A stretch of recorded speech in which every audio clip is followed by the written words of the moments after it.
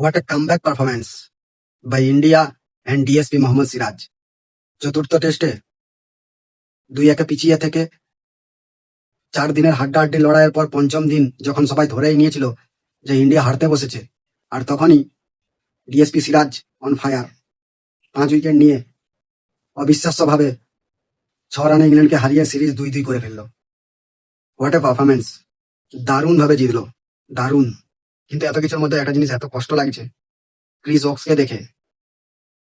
তার ডেডিকেশন সারা জীবন মানুষ মনে রাখবে। ফিল্ডিং করতে গিয়ে তার শোল্ডার ইঞ্জুরি হয় এবং গুরুতরভাবে আহত হয়, তারপরেও দলের স্বার্থে 9 উইকেট পড়ে যাওয়ার পরে ব্যাটিং করতে নেমেছে। একটা হাত পুরো ব্যান্ডেজ করে বেঁধে এক হাতে ব্যাটিং করতে নেমেছে। কি বলবো, দেখে খুব খারাপ লাগছে। কিন্তু এত কিছুর পরেও ইংল্যান্ড হারলো, ক্রিস ওকসের মুখে হাসি ফুটলো না।